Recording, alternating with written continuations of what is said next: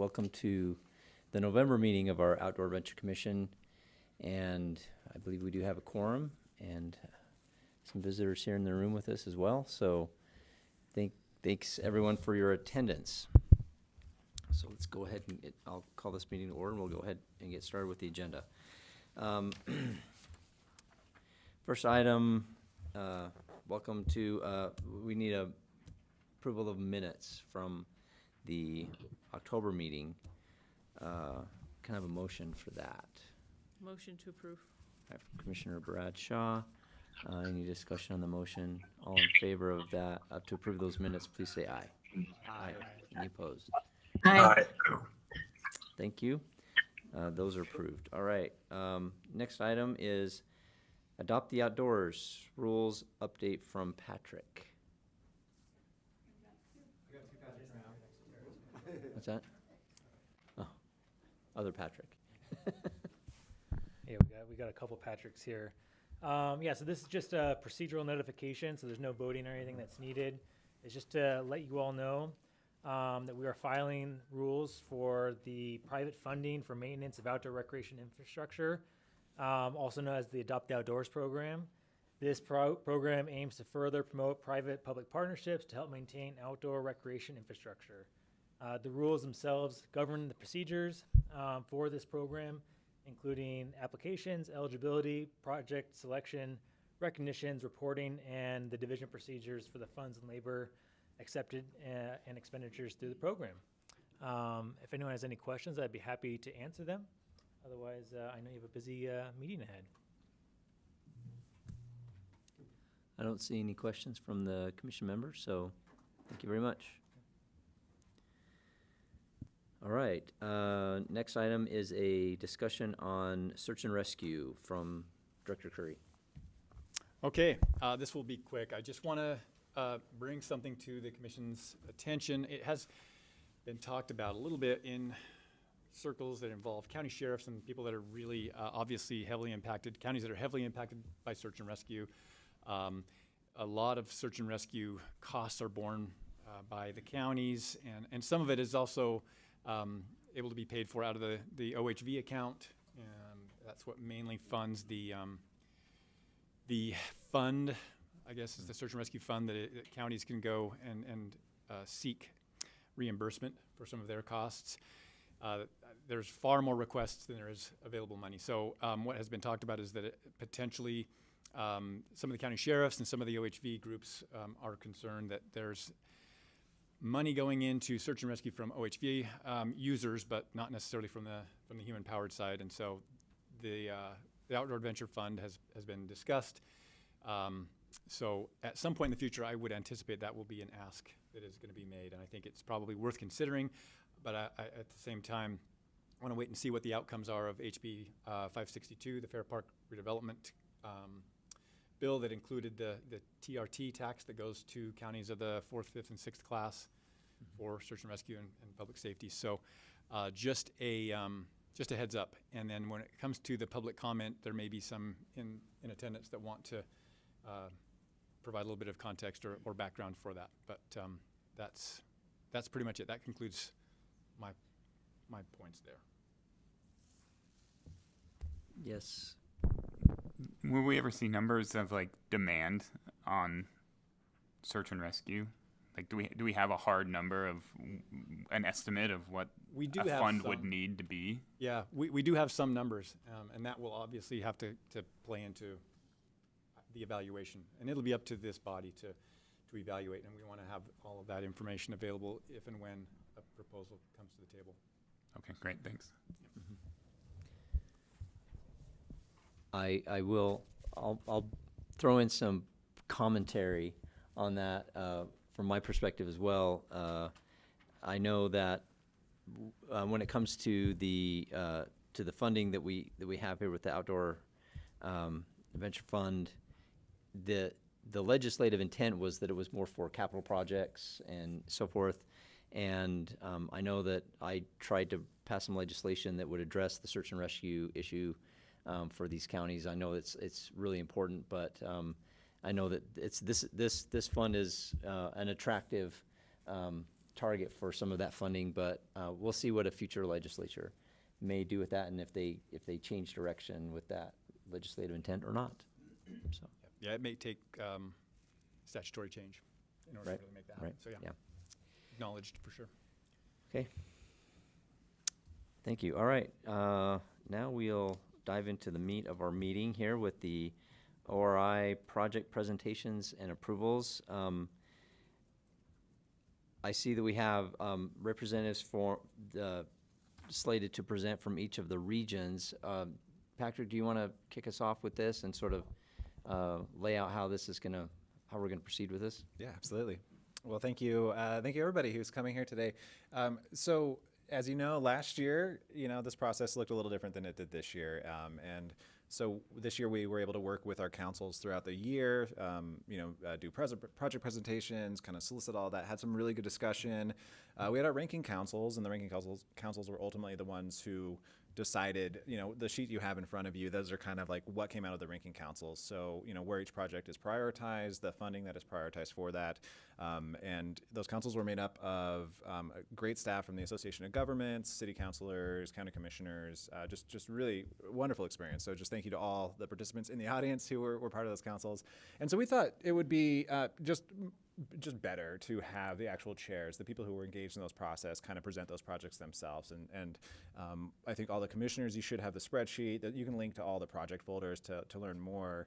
But from now, we were just going to kind of let the chairs or vice chairs of those councils kind of step in, just do a brief overview of what projects were selected, share a little bit of their thoughts, and experience with the process. And I think that's pretty much it. I think because there's clearly a lot of interest today, we have a lot of public here to comment. We also wanted to do just a quick comment period after each region, just so they can have an opportunity to give comment while it's still fresh in everyone's mind.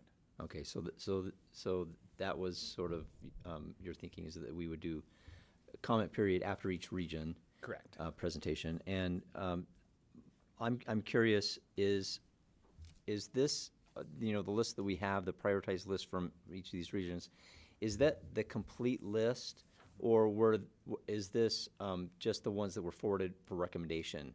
That is the complete list. So if you look at it, you can see we have listed kind of the rankings, but the far right column, the proposed share of cost by the Outdoor Recreation Initiative Program, that's the funding recommendation. So you will see some with zeros on those that were not proposed to be funded.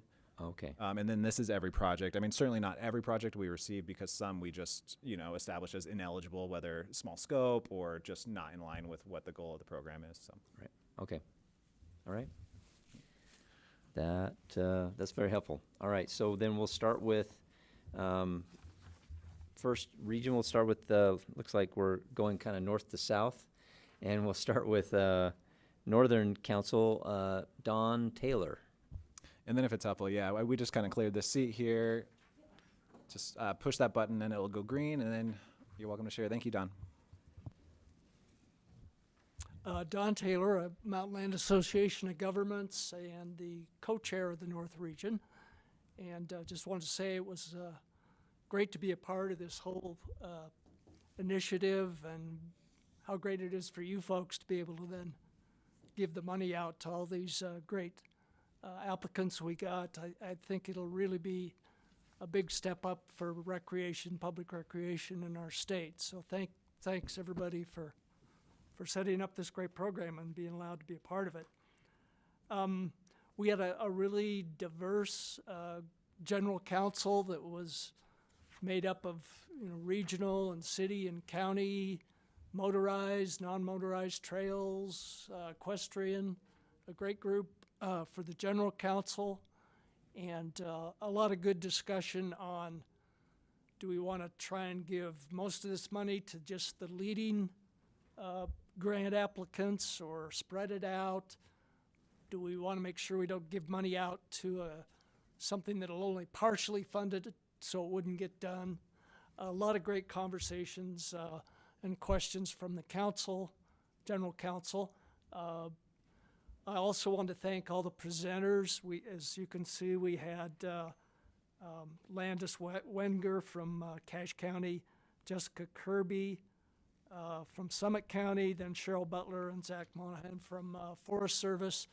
Those folks put together just really clear, concise, well done descriptions of what they wanted, came to numerous meetings to answer questions for everybody, and really did a terrific job in presenting their cases. And really wanted to thank Carly and Patrick. They did a terrific job of keeping us on task and setting up the meetings and coming up with ranking forms and making the whole process real easy to handle for everybody. So thank you for your help. And just to quickly, as you've got all the information you can see too, our first one on here is the Bonneville Shoreline Trail, extending it up through North Ogden and Smithfield. And we, as you probably see, we had 13 million in requests and approximately 4 million to divide up. So we kind of looked at all the different applicants. We thought they were all deserving. So we tried to look at them in terms of, could we fund a certain part of their ask so they could complete a section or a phase and divvy up the money that way. And it worked out pretty well in that with the Bonneville Shoreline Trail, as you can see, they had phase 1A and then phase 1B. They still had some things to work out to get B shovel ready. So we determined let's give them the let's see, 670,000 or 570,000 for phase A. The Ozark property in Summit County was the purchase of a beautiful piece of land just outside of Oakley on the Wiberg River, and this had a lot of traction because there's a motivated seller, and he's given Summit County a great price on this. He could easily sell it for a McMansion home, and that section of the Wiberg River would be closed off. So we thought, to protect that piece of river and connect up to the trail that they're putting in Oakley, that was a no-brainer to give them the 800. And they also said they thought they could get the other funding to get that land acquisition done if we came up with the 800,000. Now, which project is that exactly? That's the Ozark property. The Ozark. County. It was a land acquisition. It was number 2 on our list of priorities. Oh, okay. I see. And that maybe my list is different from what you're looking at. I'm sorry. It's right here on this. Oh, okay. Yep. So yeah, Ozark was number 2. Then number 3, your ranch, was more over by Camas. Another land acquisition. Obviously, we couldn't come up with 6 million. But they were able to take chunks of money and have it work to come up with purchasing sections of the ranch. It's going to be equestrian and trails and some open space, maybe even remain in ranching. And so we did 500,000 there. Strawberry Bay over in Wasatch County, they had obviously a large ask also of 2.2 million. But one section of that was a sewer treatment plant with their marinas and campgrounds up there that was in desperate need. And to us, that seemed like another no-brainer, so to speak. And then we gave them a little bit more than the treatment plant to do roof replacements on the little shades around the campgrounds. So that's where we came up with the 800,000 there. On the Gwinnett campground, that's up Logan Canyon. That was the only one that got their complete ask of 543,000.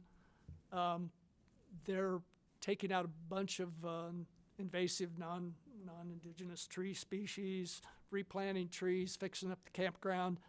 It's going to actually close the campground for a while, but in order to fund this total amount, they can do it all at once, get the campground reopened. So we thought that was a legitimate fund for them. And then as Patrick and Carly brought up, The really big project at Pineview Reservoir is kind of a multi-regional because a lot of people from all over use that facility. So that was just kind of, well, that'll fit into part of what they're looking for, and so that was kind of the balance of what we had left with our funds, so to speak, of 1 million. So hopefully this is helpful to you in coming up with your decisions you need to make, and thanks for letting us be participants in this great program.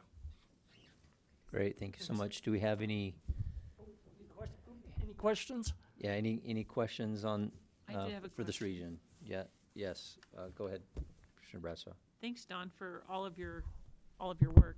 I was curious on the 2 land acquisitions for Summit County. Will the land be just open space, or will it have a recreational component to it? I mean, is it to complete a trail and the trail be on it, or a boat launch or something like that, or will it? No, good question. On the Ozark, it'll have a trail going through it. It's an extension of an existing trail that Oakley's putting in, and so it'll be great for anglers and trail users. Same with the Ure Ranch. It's going to have a rather large trail component open to the public, equestrian and hiking, biking.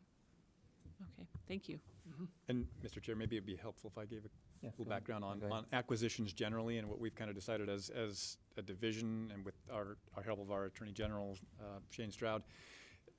The way that we handled the first one that we did, which was Puffer Lake in Beaver County, the county holds title to that land, but we maintain what we've called a recreation easement, so that we can make sure that for recreation purposes, that land remains in public hands with public access, and that nothing that is done on the land would be able to interfere with that. So just helpful to know that. There's an easement established for it. Yep. Good to know.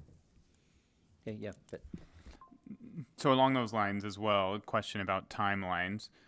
In the case of these land acquisitions, that obviously the applicant has to come up with additional funding to meet that. Do we set parameters and timelines around getting that funding before we reallocate funds? And same goes for just completion of projects as well, in some of these projects moving forward. I'm just curious what our stance is on that. I know that's a hard question to answer. Every project's different, but yeah, good luck. do you have an answer for that? I think that is a great question and something we definitely need to address. I wish we had maybe had this conversation about 18 months ago, but yes, the answer is I think we need to have, definitely on the acquisition side, but probably on the project side as well, just some basic timelines, rules. I'm just thinking of like the Wellsville acquisition Yeah, I know last year, that's the right? one you're thinking of, because Yeah. I have the same concern, like how much longer are we going to give Wellsville City to make this deal happen? And at some point, we need to get those funds on the ground. So Yeah. it's a good thought. I'd be happy to hear anybody else's view on that. I think it's important that we prioritize that conversation and put something on paper as a group. And again, I totally understand that a lot of the times we can be the catalyst to get the ball rolling for more funding, and that's kind of the point of this as well. A lot of counties or applicants will say like, oh, if the state's in, then we can get the additional funds from other sources. But also, Yeah, we don't want to be held, handcuffed with that money for too long. I think you're absolutely right, and 24 months seems a reasonable place to start. So I would throw that out there and see if there's any opposition to that. But And I can give comment for the last cycle. I mean, we've been operating with 28-month contracts. Historically we did 24, but by adding those additional 4 months, it's one extra season of work essentially. So that's kind of where we landed. All contracts 28 months, though that was for projects that were kind of starting at, generally in like April, May. So with these contracts being executed, we could look at shortening it to 24 months. yep. And if we have to close the door on some of those, there's welcome to reapproach if the deal becomes a little bit more solid. All right. Yeah, Commissioner Hartley. So, on that question, is there a way to screen projects to know if they're actually viable? I mean, sometimes some of these projects may never get the funding, and it doesn't seem realistic that the funding's, I don't mean the northern ones, I mean, generally. It doesn't look realistic like they'll actually get the funding. It's like a hope and a prayer, and we need your anchor to help solidify that. I don't know if there's typically or through another grant program, if there's some type of screening mechanism that we could look at and say, this doesn't really fit the realistic possibility criteria or something. Yeah. I'm not sure. I don't have an answer to that. I'm just curious. How do we do that? It's a good question. Do we want to be the first money in on a deal like that, or have have a criteria that other money is there and we're just filling in the last little bit? If I may chime in, I will say to your point, Commissioner Hartley, that the regional councils, those recreation councils, they really do a good job, I think, of vetting those kind of project constraints and realities in a way that we weren't quite able to do at such a granular scale in the prior year of this program. So there's been a lot of really good discussion with those ranking council members and the general council in looking at those projects just to help. But really good comment. Yeah, Just to speak real quickly to the northern, we did get assurances that the $800,000 for the Ozark Weber River purchase would put them over the line, and they could purchase the land immediately. But exactly on the Ure Ranch, I mean, that was a lot of our discussion there too, because the Utah Land Conservancy's involved in a bunch of different projects, so they're talking about leveraging money. And, do you throw in the first match to leverage, or is this the final to put you over the line, was a good question on that Ure Ranch project. So, good discussion. Yeah, and to piggyback on what Donna's saying, there was a lot of back and forth, like, okay, well, if in theory, the ranking council said that $800,000 was what we would put you for, would that be able to close the gap? And so there was a lot of that back and forth kind of negotiating before that closed door session where the ranking council actually made that prioritized list and landed on a number. I would hope that ranking councils are looking at other factors as well. It's not just the funding, but potential litigation that would hold this up, or NIMBYism, or all these things that we deal with when we come to developing recreation properties. That, I mean, I know that's the point of the regional councils, to help decipher those liabilities as we fund these. So. And one more thing on that, I think it may be worth considering two tracks. If it is front end and we're just providing assurance that the funding can be committed, that's a short time frame, 6 months to a year. If we're the last transaction, then maybe that is the 28 months. It's just something that would potentially work if we have two approaches. Okay. Any other discussion on this region? Would it be helpful if I shared the map of where all those projects are as we have these discussions? Yeah. Okay. Yeah, that would be great. Thank you. You can kind of see, this is just all of the ranked projects in each region. And the link is in the chat for those that are online, so you could click on one and see, and it'll give you the same information that's in front of our commissioners right now. Okay, thank you. All right, thank you, Don. You're welcome. Appreciate it. I'm sorry, I got one more. Yeah, go ahead. And while we're looking at the northern region, I'll use this as an example. I have a question about the land acquisitions generally, and I think it would be helpful to identify what percentage of the land acquisition is actually dedicated to recreation. I'll use the Ure Ranch as an example. This map is, I think it's great for recreation, right? There's a whole lot of recreation in what this land acquisition would be. Not all of them are like that. I think knowing what that percentage of the acquisition is dedicated to recreation, because some of them may not have a significant recreational component to it, even though it might be a great, Leroy McAllister Fund project, it may not be a great recreational project. So I thought I'd point that out while we're looking at a really good map on recreation, which they have on the Ure Ranch. Thanks. Good. All right, thanks, Don. Okay, we'll move on to the next region, Wasatch Front. Matt Ryan. Oh, and if I could, I think we're going to try to do public comment after each. Oh, and is there any public comment on that region? I don't see anyone online. Yeah, let me know if someone raises their hand. All right, we'll go ahead with Wasatch Front. Go ahead. Great. Thank you for having me. And I just want to echo Don's words about just the way this has gone thus far. And I really appreciate, Patrick, Carly, Emily's work on getting this all set up, the sideboards and all. So thank you. So quite a few for the Wasatch region. We have 10 in total that we are ranking and proposing to fund. And the first one is a Bountiful Master Trails Plan NEPA. I believe that's also looking at connecting to, especially two trails within that network, primarily bike focused. And so they're looking to get the NEPA squared away on that one. They're asking for a total of $50,371, which they intend to have the outdoor recreation initiative cover about $37,008 for that project. As for number 2, we have Elk Ridge City Goose Nest Park feasibility study, and that's looking at creating kind of a regional destination park down there, tucked away in Elk Ridge, where private investment has bought some of the foothill access.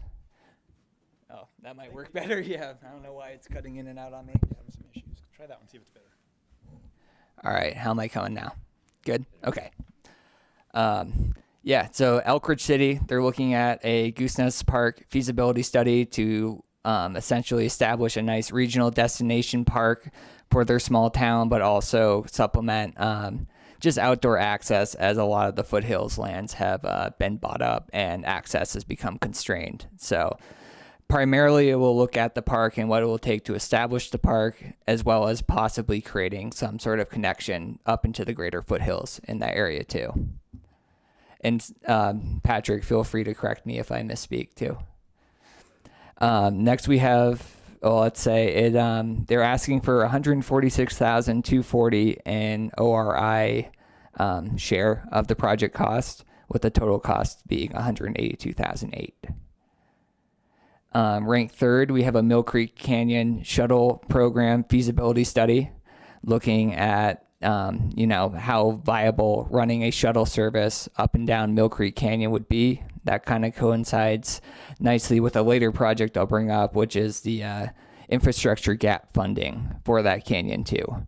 And so I will note that the Forest Service didn't recommend this project, citing that there wasn't enough infrastructure to, not enough parking, not enough infrastructure to allow people to use the shuttle. So that is one hurdle that it would have to cross. But I know they did one back in 2012, and they figured it would be deserving of a renewal, extra attention now in 2024. And that one is a total of $33,013 for the ORI, and it's looking to cover it all. There's no partner share in this program cost. Number 4, we have a Salt Lake Trails Master Plan feasibility study, looking at establishing a network of trails in the North Salt Lake area, as well as connecting to neighboring Bountiful and Salt Lake Trail networks as well. And so this would kind of gauge the temperature and the feasibility for getting that up and going. And that has a total project cost of $37,500 and a total project cost of $50,000. Number 5, we have a Upper Mill Creek Canyon infrastructure funding gap. And we actually have Jason Wolf here too, who proposed to our ranking council about the project itself, looking at making some very sizable infrastructure improvements to the upper portion of Mill Creek Canyon with renewed amenities and just overall infrastructure improvement to handle the popular nature of Mill Creek and just the frequent visitation. And so that project comes in at a total of $27,400,000, and the requested share for the ORI is $1.6 million. The 2025 Port Ramp construction project came in at number 6. This is actually one of 3 that were assigned to Pine View Reservoir on behalf of the U.S. Forest Service. And we decided as a group that this project in and of itself had the most benefit for the cost. And so we opted to, although the ask is pushing $14 million, we are looking to commit 3.7 to that project to improve and, I guess fortify the boat ramp there at the boat launch. And number 7, we have a Forest Road 85 restoration. As I understand it, that road's been out for over a year. Several sections have just sloughed off the side of the mountain and has pretty much, halted any sort of OHV, ATV access in that area, accessing Mineral Basin from Utah County. So that would look at really just reinstating the road and giving people access to that very close by backcountry. And that project comes in at a total of, I want to say, $875,000, and they're looking to have the ORI commit $518,000 to that project. Next, at number 8, we have the 5-mile OHV improvement project, looking at expanding the already current 5-mile OHV facilities out there in that portion of our region, and adding new infrastructure so that it can accommodate new usage and also new variety of users, not just OHV, but equestrian, bikes, you name it. So putting in that new infrastructure is critical to make that dream happen, with a project total of $980,000, and looking to share the entire cost is the Outdoor Rec Initiative. There is no partner match on this project. And Matt, can I just bring attention? The far right column is actually, that's kind of where the suggested recommending coming out of the ranking council. Understood. So this is what they request with. Yeah. Okay. So next up, we have Utah Open Lands Bonneville Shoreline Trail land acquisition. This is a proposition by Utah Open Lands to connect a part of the Bonneville Shoreline Trail from, was it Little Cottonwood south, or between Little and Big? I'm trying to remember.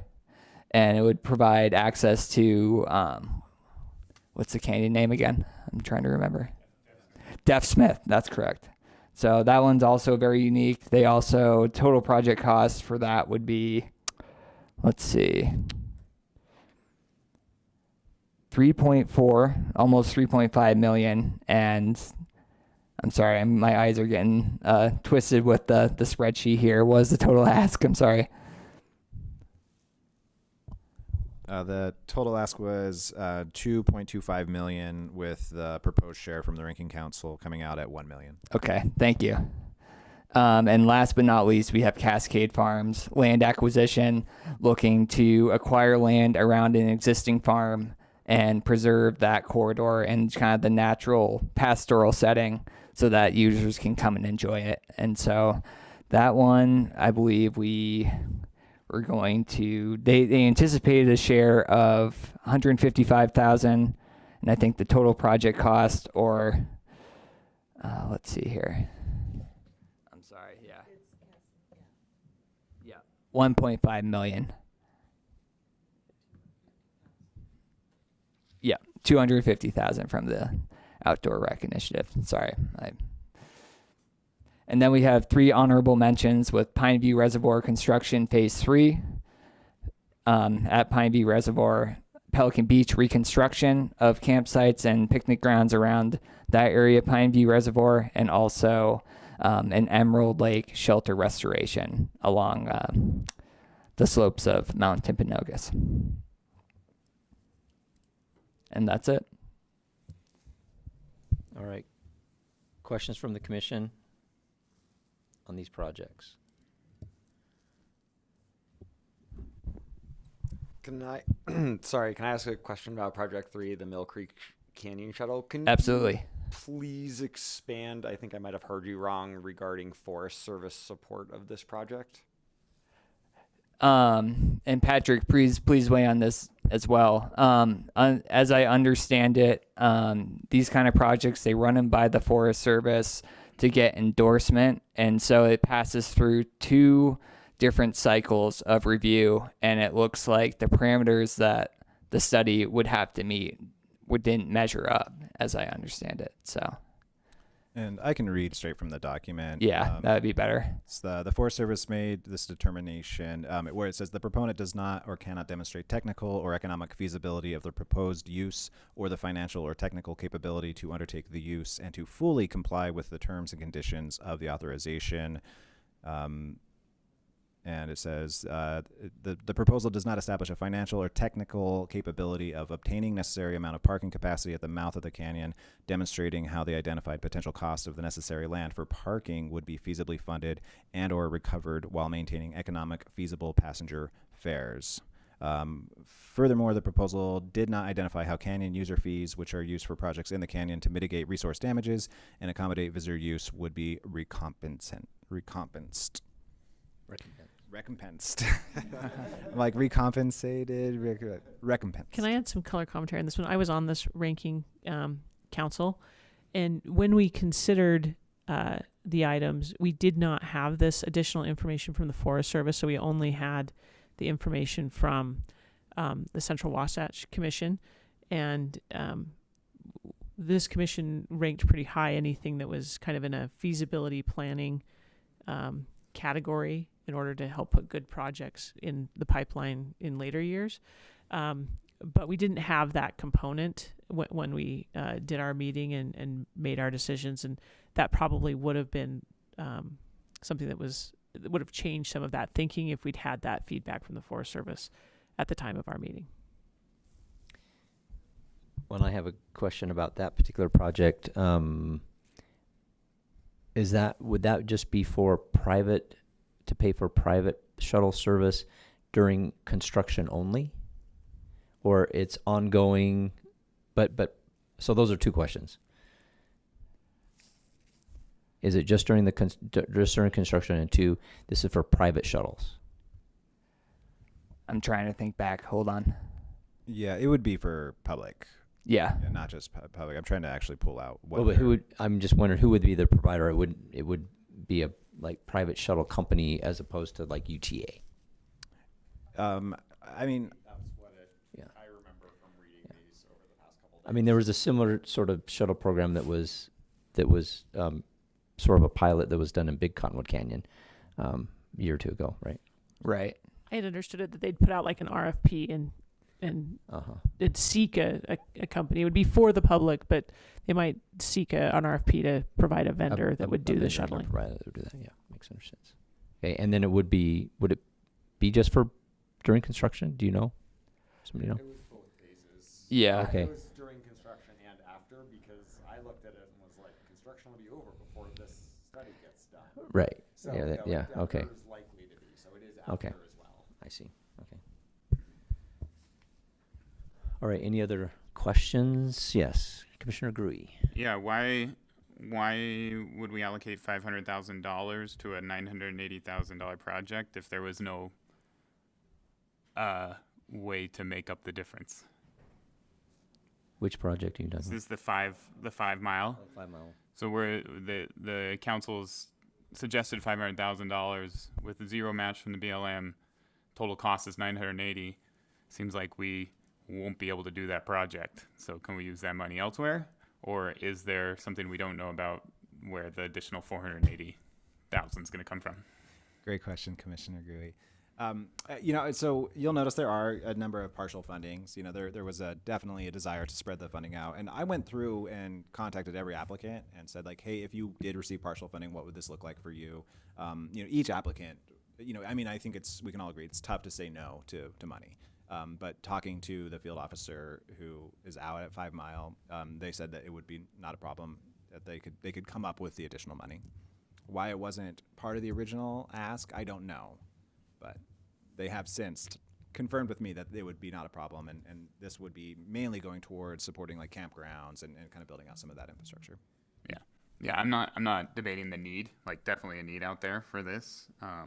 It is a very popular area, but again, just back to my last discussion of like, we just wait for them to come up with the funding, or do we use this money now elsewhere where needed? I just see, I see an example of like, I know the Pine View projects have been on somebody's wish list for for a long time. And so we see total project cost, of like one of those, where we're only going to allocate 1 million of the 30 or of the 3.7 that they asked for. Okay, does that mean this is stalled out until they get that funding? And would it be better to not spread it out to get one project done that we can prioritize versus spreading it out with a bunch of partial fundings? I think that's always the existential question we have to ask ourselves, and I don't know if there's a perfect answer. But, I'd hate for us to be sitting on a bunch of stalled projects if bigger success is one really great project instead of 5 stalled projects.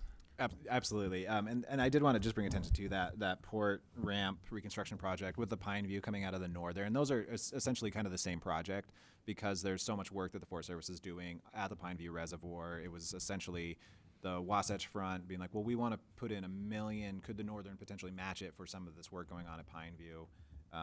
But yeah, I think this will be a conversation we've had many times with grants and partial funding and what does that look like. On my end, after part of our process with this council specifically was kind of coming up with these funding numbers, and then I reached out to every applicant and who was going to receive partial funding and just discussed with them. And we'll hear from a few who probably hear at any moment to give public comment as well. Some of these that did receive the partial funding. I'm happy to also just chime in with some feedback from the discussion that we had. I think we had the largest list of requests in that particular ranking committee, and the collective Pineview group kind of would have swamped our list. Yeah, it's like $50 million total or whatever, right? Yeah, so we definitely had tasked Patrick with one, asking if applicants really could do something with partial versus all. To your point of, it doesn't do them any. If they can't do something with a partial, then that would influence our decision, and asked him to get back to us on that. The other thing was asking from the Pineview group for some indication of a favorite child, which I know is hard, but that was definitely a factor. And then, this may become a discussion point overall, but for everything that we've received from all the different areas, but projects that had a local sponsor or state sponsor or a nonprofit sponsor versus asks that came directly from a federal entity, and where emphasis ought to go with our revenues was a factor as well. I have a question on number 10. I know it was kind of like the last one on the list, and the dollar amount is a lot less than what was requested. But I was just curious about the recreation opportunities there, because from the information, it looked like it was preserving some open space that, may be beautiful, but is what recreation opportunities are there? Yeah, and I can see that too. I knew they were contemplating, or they identified a trail connection too that ran alongside and emphasizing some AT access to the farm. Is that fair to say, Patrick? Yeah, I would say, and I had a similar thought when I first saw this.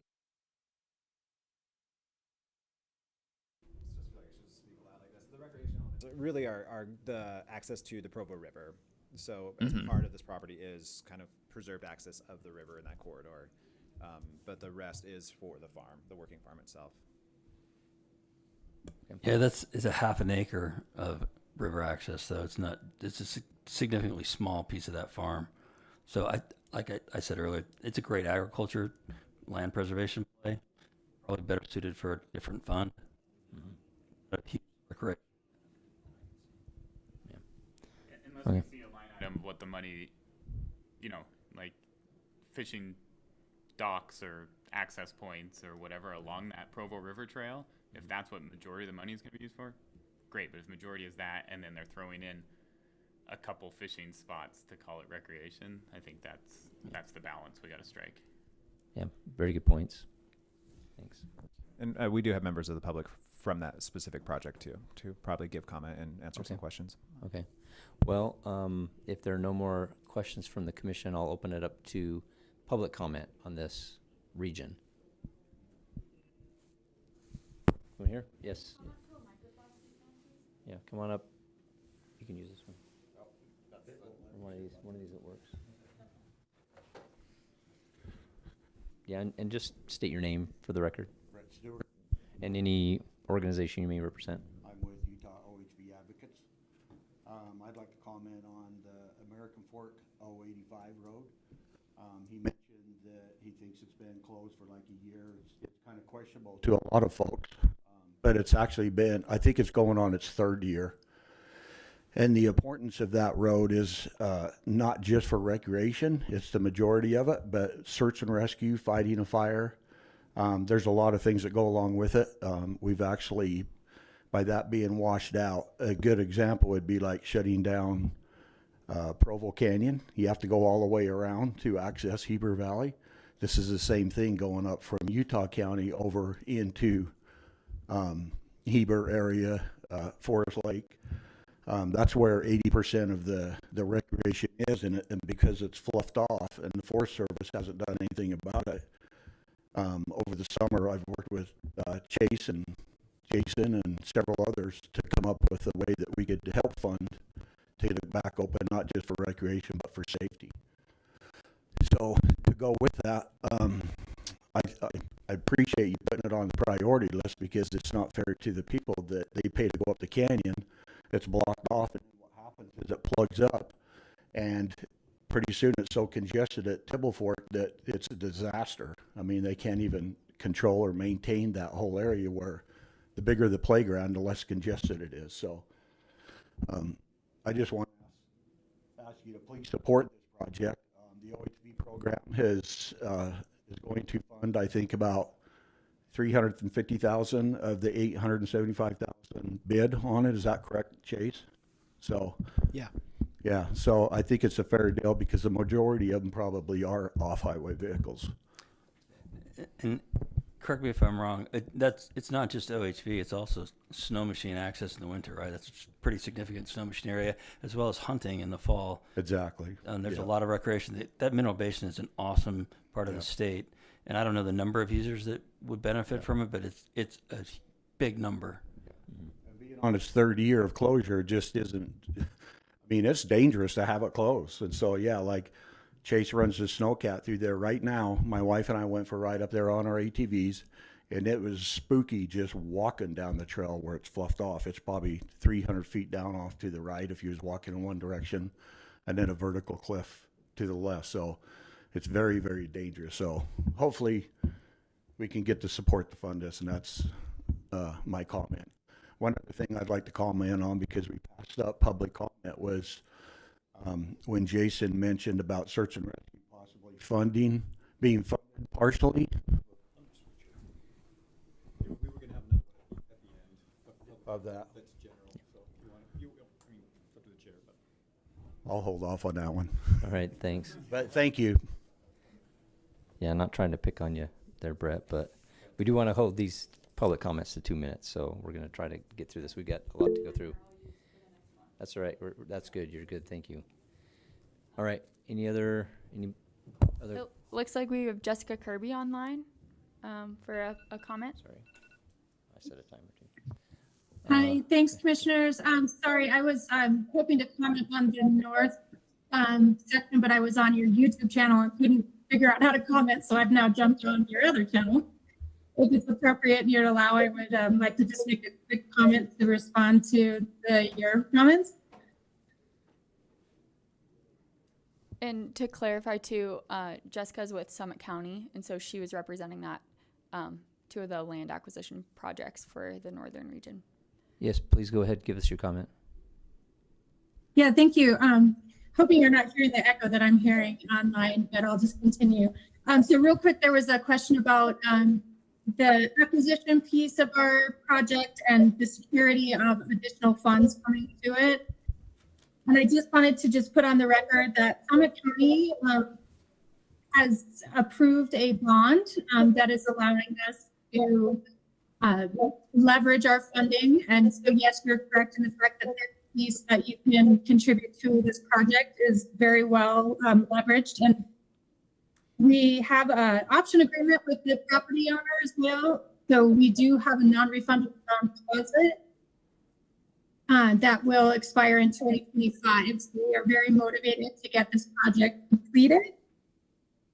And then 420 acres of this 825 acre land is dedicated to public open space. We have gone through 3 public open houses and have great support for this. So I just wanted to put that on the record and thank you for the consideration for the funding for Summit County. All right, thank you, Jessica. All right, is there any other members of the public that would like to give comment on this region? One more? Yes, Deborah Van Or. Go ahead.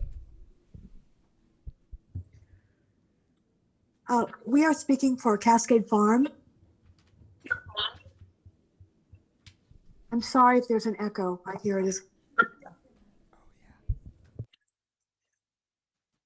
I asked Patrick if he could provide the single sheet that we sent over to him. All of the commissioners have project packets, so they have access to that. Yeah, go ahead and give us your comment. Sure. There was plans for a industrial warehouse at this location. And, you know, the highest and best use of land is a subjective thing. If we were in a room full of developers, this picture would be very different. And there would be a warehouse on that property. Colton and Alicia Burr almost succumbed to that goal and did enter into a contract with a developer to build warehouses on the 20 acres. But after much thought and concern over the sale and considering the community, they pulled the contract and decided to try and protect the land and keep it in agriculture with that public outreach component. The developer would have paid them $6.2 million to acquire Cascade Farm, and they ultimately said no. With the help of our land trust and the financial support from NRCS, they have received a tentative award of $2.94 million, but that money must be matched. And that brought us here to the state's outdoor initiative. We've raised $350,000 from Lee Ray McAllister, and we are extremely grateful for the tentative award of $250,000 from this group.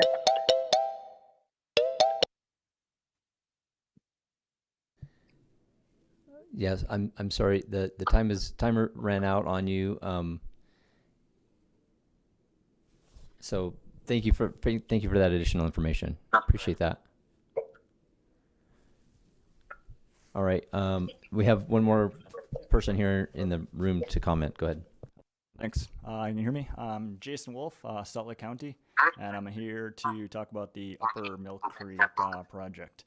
So this infrastructure project obviously is 4 major trailheads along with a road for the Upper Mill Creek Canyon. Prior to putting in for this application with ORI, we anticipated costs exceeding what our initial estimates were at kind of roughly 10%. And since then, we did get our bids back in, received 4 bids, and as anticipated, the cost came in at roughly that 10% higher than what our engineering estimates were.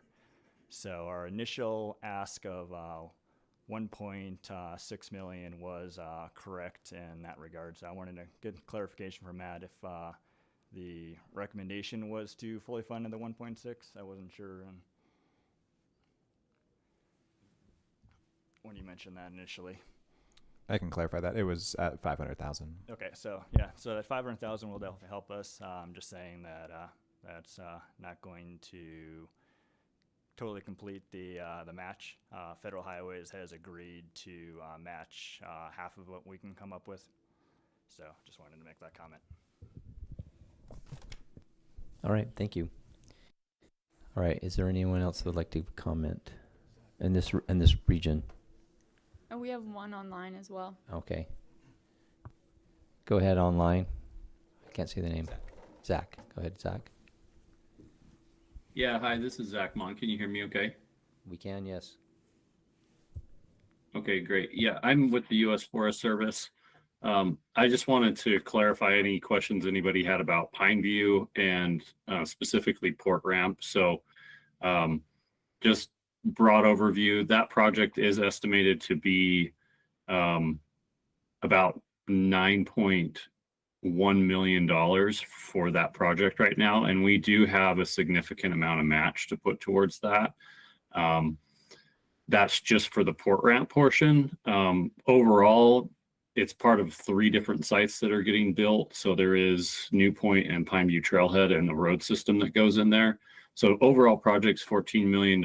We have just about $9 million as match for that project. So the $3.7 million that we asked for between the 2 regions, that's trying to cover the extra cost to make that project complete.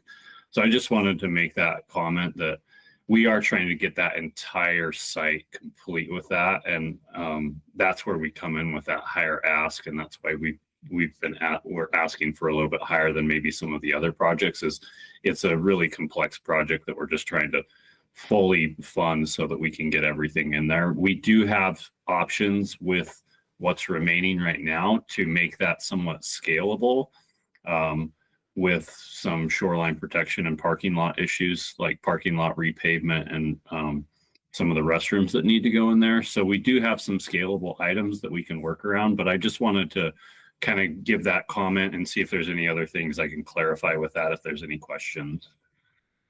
All right. Thank you very much for your And thank you. And thank you for consideration. You bet. All right. Go ahead, sir.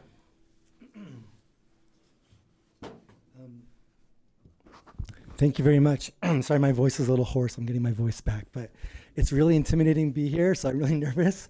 But I'm the landowner that Debbie Van Noy was talking about earlier on the Cascade Farms conservation easement. Okay, can you state your name for us? Colton Burr. I'm the owner, my wife and I are the owner of Cascade Farms in Provo, Utah. And just wanted to give a little bit more context. You know, I'm not a professional grant writer or even that great of a presenter. But when we did present to the committee, we were very grateful that they heard us and kind of heard about our project. I left thinking, man, I didn't really do the best job of really showing the value that the public will have with our conservation easement. We own the longest stretch of Provo River in Lower Provo. We have about 1/3 of a mile that we have, and we're right next to a trailhead by the Utah Lake. There's a trailhead called Alligator Park, and every day there's someone biking, canoeing, fishing, swimming. It's a paradise down there for both young and old alike. And there's a large effort underway to preserve that area. There's the new Provo River Delta. It's a $62 million project that they just put in. And then there's about 700 acres of conserved land altogether with the Nature Conservancy, Provo City. So there's, in this area of Provo River, there's a lot of work to try to protect the area for outdoor recreationists. And so our area, our 20 acres runs right along the river and the trail.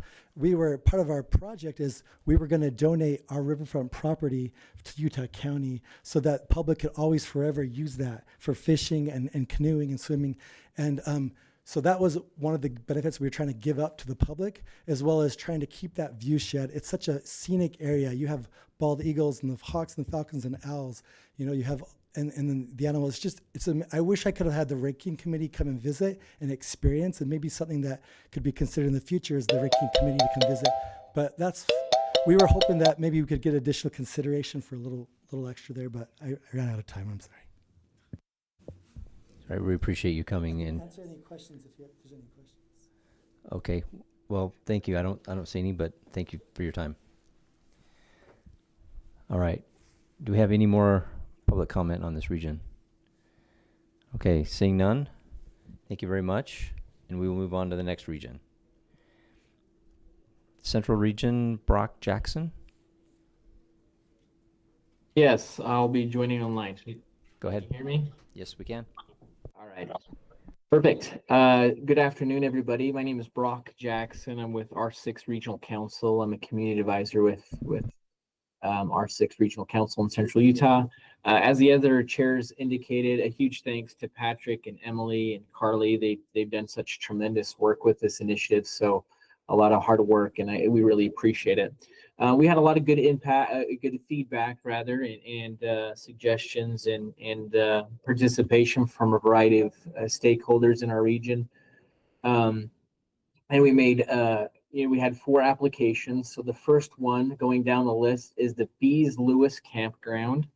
So I don't know if any of you had the chance to visit Capitol Reef or Hanksville or the Boulders or anything like that, but there's before you get to Capitol Reef, there's always a dispersed campground, so it's right adjacent to the park. The park's indicated that they're not going to be building any new campgrounds, so campers have found an area outside the park, and it's been a high use, and so the Central Region Council ranked that number 1 with a total cost of $3,300,000 and the proposed share of costs by the ORI program at $3 million.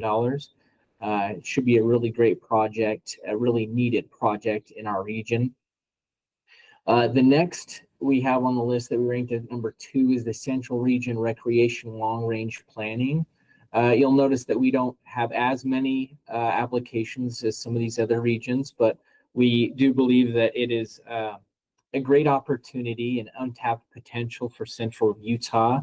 And so what we're proposed and what we ranked at number 2 is that planning project to hopefully, do some planning in our region for outdoor recreation so we can, prepare and have more projects and do some good planning in the future for all of our communities and counties and offer what we have in Central Utah.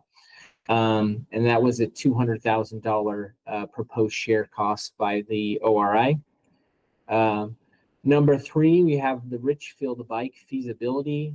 If you haven't heard, I'm sure you'll hear soon, but the Richfield's on the spot for mountain biking. As it grows across the state, Richfield has done, and Sevier County, have done such a great job with mountain bike up on the Pavant.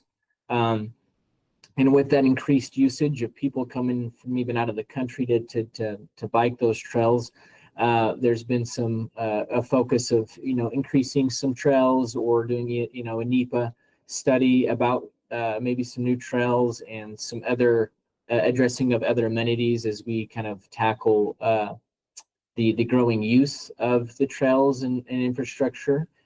So that one was $82,000 total project cost, with $72,000 being proposed and requested from the ORI. And last but not least is the Bowery Creek Campground modernization. So in the Fish Lake Basin, this would be a renovation modernization of Bowery Creek. So if you've been to Fish Lake, there's the Bowery Creek Campground. So, Fish Lake has been, become more commercialized, a wonderful spot in the state. And as such, there's been a lot of use, but this would kind of redo some of the things, make it more modern, accommodating to different types of trailers and RVs and things like that. That's long overdue.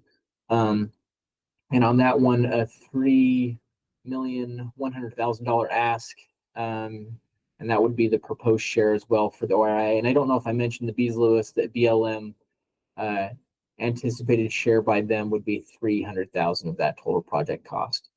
So those are the 4 projects in the central region. Thank you. Questions from the commissioners? Commissioner Van Duren. On the Bees Lewis campground, did the BLM commit to funding for ongoing maintenance after construction? That's a great question. That was definitely a part of our conversation, and we have, county commissioners who expressed that issue.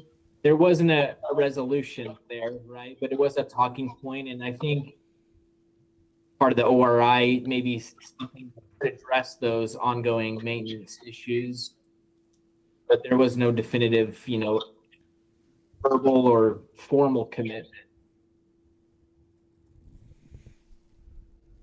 Okay, thank you. Yeah, Commissioner Gruey. This is the same. This came through last year, right? I believe two of these projects came through last year. If anybody on the commission remembers why we didn't fund it last year. I think what you're talking about is the Meeks Mesa project, which is a Forest Service project in the same area. But talking, especially coming out of Wayne County, the people in there were just like, we desperately need this. This is part of the master plan, and it's not the same. It's not the same. Different Thank land you. manager. And then if I can just one other, just like you'll notice, I scribbled some notes on y'all's like spreadsheets. I shouldn't have done that because I was misreading the wrong column. But the Bowery Creek was recommended with $0 of funding. The Bees Lewis was the one that was prioritized in that. And you saw me scribble and put 0. You can kind of disregard those because that right column is what ultimately came out of the council. So apologies on that. Okay, so the right column on here is correct. Yes. Okay. All right. Thank you. Hey, Patrick, anyway. Can you expand on? You said this is part of their general plan. Can you expand on that general plan for that area? Oh, maybe I misspoke if there is no general plan, but just talking to the National Park Service, the U.S. Forest Service, and the BLM and Wayne County, they all saw the need, not just for Meeks Mesa, but for additional here, because they're serving slightly different users as well, whereas Meeks Mesa is going to be a bit more developed than what this would be. This will be a little bit more dispersed, more primitive, I guess, whereas the Meeks Mesa is going to be a little bit more updated. We did fund Meeks Mesa, yeah. Are we funding the same thing? Right. Can you comment, Patrick, on the level of support from the county on this? Is it? Yeah, we had on our council Sue Friske. I wish I could know how to pronounce her name, but former Capitol Reef superintendent, and now the I think Teasdale City Councilor. Very in support. We had Commissioner Cook from Wayne County, very, very in support. So those would be like our two, and they were both part of the ranking council as well. All right. I don't see any more questions from the commission. Any public comment on this region? All right. I see none. So we will go on to the next region. Eastern region, Eastern Council, Jade Powell. And it's going to be Kevin Yak. Jade wasn't unable to attend, but Kevin Yak was our vice chair. Okay. Kevin? Thank you for having me. As Patrick said, I'm filling in today as the vice chair, and I want to apologize when many of these projects were presented to us. I wasn't able to attend that meeting, so I'll do my best to try to explain these projects and refer to state staff for any questions that they may have. And I want to thank the state staff for all that they've done in helping assist in this process. It was a pretty awesome process to be a part of. We had the 5 projects that were submitted in our region, and we rank these as following. The first would be the Mud Springs Trail System. This is a multi-phase trail system that's 25 miles long for mountain bike trail that's located in San Juan County, right next to Grand County. That would be on the border there. Phase 1 has already been funded, and they're expected to start construction on that next year. This ask is for the phase 2 of the project, which would be for $1,106,800 with the recipient share of $106,892. This second phase would help fund single track and downhill flow jump style trails. In addition to that, would do the trailhead improvements and the studies needed in order to do that. And that was our number one. We felt that this would be the best project from our region based on the support and collaboration from many of the stakeholders in that area, which include the BLM local office, San Juan County, Moab, Grand County, and the public support.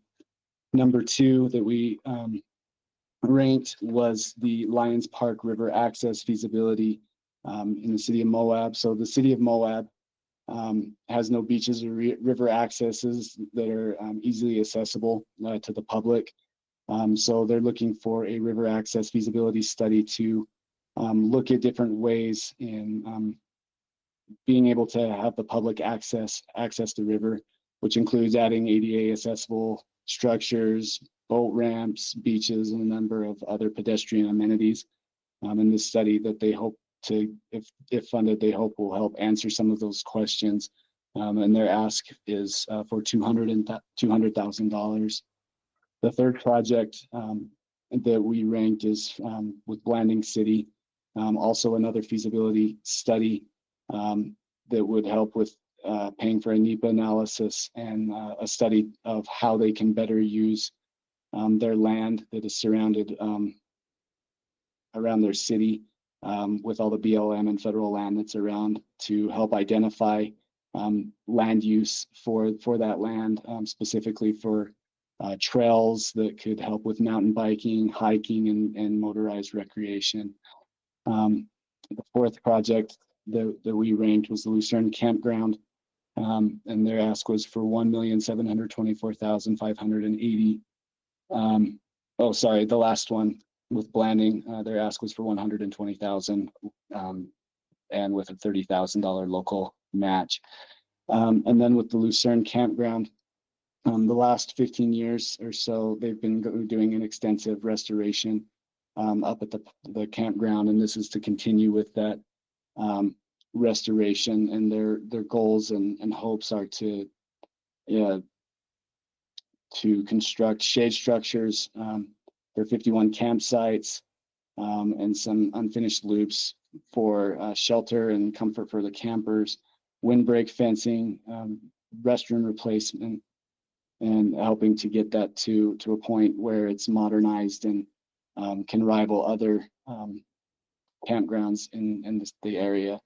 And then the last project that was submitted that we felt was a good project but wasn't quite ready, so we are recommending that they come back maybe next year, is the Lucerne boat dock that was submitted by Daggett County. Felt that this was a great project, but maybe needed to get a little bit more information from them and able to recommend funding. So state staff said that they would get with them and work through the process and figure things out for the future. So anyway, just wanted to say thank you. And if, like I said, I probably won't be able to answer questions great, but state staff's been awesome there to help. So thank you. Thank you, Kevin. Questions from the commission? I don't see any questions right now. Yes, Commissioner Hartley. I have a question about the Lucerne Boat Dock project. If the recommendation back to the county was to come back when it's more ready for prime time, has there been a feasibility study done on that, or do we know how much work has been done on that? Yeah, I mean, it was submitted fairly late in the process, and then when we got the initial budget, it really was very vague. There's no site plans. I mean, I think the only real site plan we had was a Google map with just some shadows put on it. And so, I did reach out after just seeing if I could get some more information, and kind of okay, I'll get back with you ASAP, but haven't gotten anything back since. So, okay, thanks. All right, thank you. All right, I don't see any more questions from the commission, so I'll open this up to public comment. Is there anyone online or in the room that would like to speak to this? Okay, I don't see any, and so that will help us keep on track with our time. We'll move on to Southwestern Council, Nate Wiberg.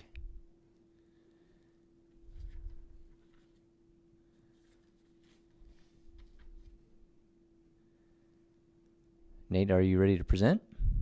Looks like you're on mute, Nate. Yeah, I was talking. I was just on mute. Oh, sorry.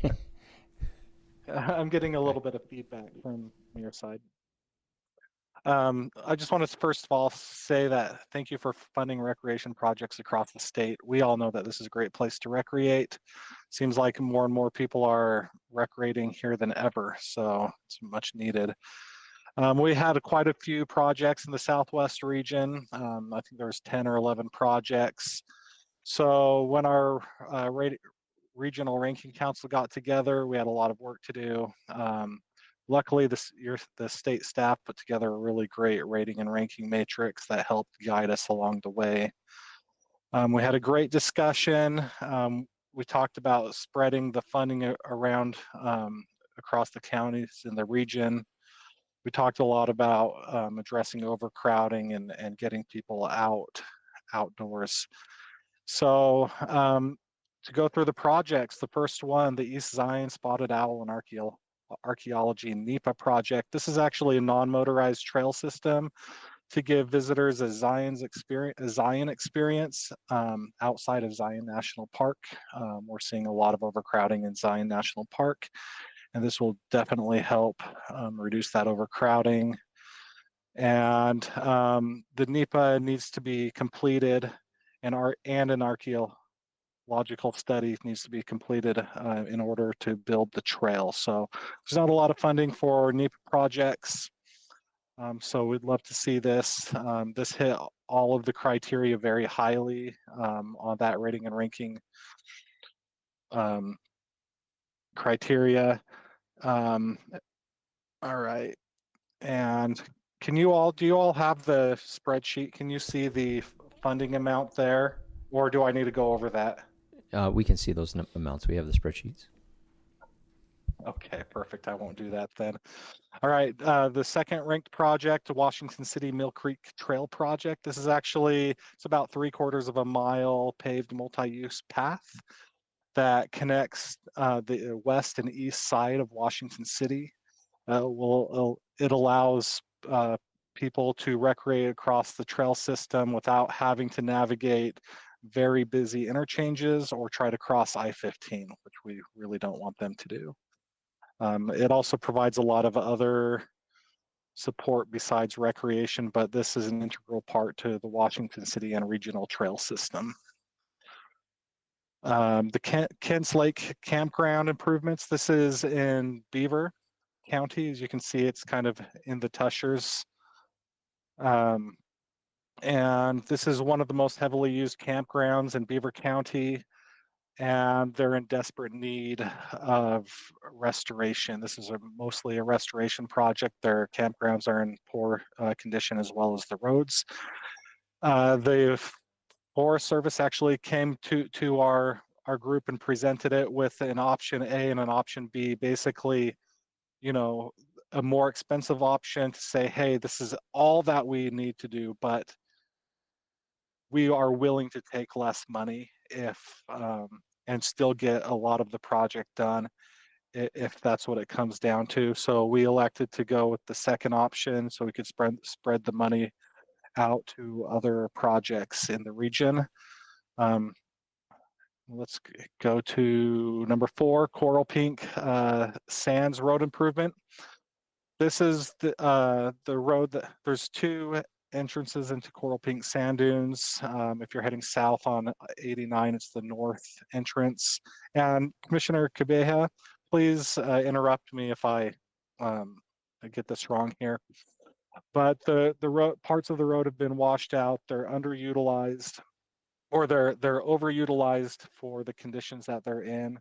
Also, the tunnels closed down in Zion National Park for larger vehicles. We're going to see a lot of large vehicle traffic through this area, and the roads are going to need to be able to withstand all the additional traffic that will be going through, plus just the visitors to the sand dunes, the state park. It's a much needed project. Ivan City land acquisition. This is for a park. It's actually on the southwest side of Highway 89 if you're going from St. George to Ivans on the west side of town through like Santa Clara. This is going to be for a park that's going to give a lot of people access to public land. So they'll be able to actually go there and enjoy a city park, but be able to hike and get access to a lot of public lands that are heavily utilized there. It's also going to give access to additional parks that St. George is working on, which isn't included in this, but it'll be very heavily used. And then number 6 is the Washington Dome feasibility study. This is the Washington Dome. If you're not familiar with it, it's an 800-acre area of BLM land within Washington City. If you're heading north and in Washington City on I-15, you can kind of see it out in the distance on the east side of town. There's a few, looks like motorbike tracks and ATV tracks that are going up there. There needs to be a feasibility study done for this land. in order to create a plan to know how to best use this as the population in Washington County continues to grow, and it'll set that land up for success in the future for outdoor recreation. And then the last one that we prioritized is this connection to Sand Mountain to Sand Hollow State Park, which for some weird reason it didn't end up on the list. So if you look over at the proposed share of cost by the Outdoor Recreation Initiative, we're actually hoping to get that $2 million on there. It's not on the list though. But for any of you who have recreated at Sand Hollow State Park, the area to the west of that or the south of that is called Sand Mountain. It's a very popular ATV and side-by-side Jeeps. Thousands and thousands of people use this area. They stage in Sand Hollow State Park. They all have to drive through a little tiny tunnel that's only wide enough for one side-by-side to get to the Sand Mountain. And this project would more or less, it would do the NEPA, but it would also provide an off ramp or a on and off ramp, as well as a second tunnel to prevent ATVs from backing up inside of that one tunnel. It's also a safety issue. If an ATV comes around a blind corner at that tunnel, it could cause problems. So. And then the other ones are great projects too. We'd love to see them funded, but they weren't prioritized for funding with our group. So. Okay, thank you. Questions from the commission on these projects? Yes, Commissioner Gruey. I've got a couple here. The Washington City Mill Creek Trail project, why can't that be a UORG project? I know the limits have changed on UORG, but maybe it's not. Like if they're applying for $1 million, it seems like they have a significant match as well. It's very specific to that. Why does it need to be an ORA project versus a... It could be UORG. Yeah, I mean, as of just this year, I mean, I think this upcoming cycle, we have increased our award amounts to $1 million for new infrastructure. Okay. Just want to bring that. And then the Coral Pink Sand Dunes road improvements has seems very much a UDOT project versus a recreation project, but I don't want to throw that on UDOT with my friend sitting next to me, but I do want to throw it on UDOT. So I'd like to hear a discussion among the commission as far as views on that. You know, roads to access state parks, is that a recreation cost or is that a transportation cost? Go ahead. I would actually like to not defend that comment, but in reading the nomination, it doesn't seem to talk very much about recreation in the original nomination. It talks about cattle grazing and connecting communities, and it does mention that there is some UHV use. So I guess from the council, can you help me understand why this was prioritized as recreation? Yeah. So this is, I don't believe that this is a UDOT road. I may be wrong there. I believe it's county. It is. Commissioner Kubeha, Yeah, this is Commissioner Kubeha. That is a county road. And there is money within the state parks for a mile on either side of the entrance. We are also pursuing that. When Nate said that the East Zion tunnel was already closed to oversized traffic, it won't close until in 2026. So we're trying to provide an alternate route for that tourism group coming out of Zion National Park, like the buses and the recreational vehicles. Can I ask a and clarifying question? it is a heavily used road for OHVs.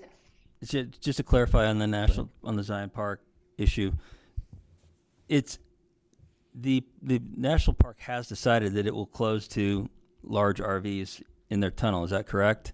In 2026, which means all of that traffic or most of that traffic will be diverted to the east side of Zion, and if they're going to use that road, I don't know what other road they would use. And I would also point out that as far as I can remember, that's the only access to coral pink sand dunes, which is a state asset, and there is no other road that you can get there by. So, because it touches 2 counties, because it facilitates the state park, I think UDOT should take that road over. But I mean, that's, I know, Josh, you can go lobby Carlos for that. But they're not interested.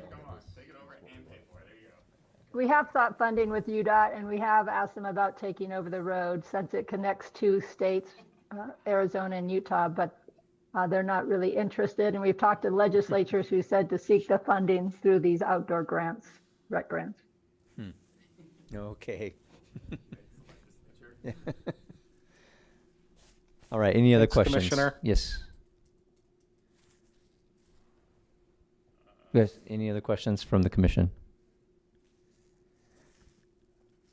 Seeing none, I'll open it up for public comment on this region. Have any online?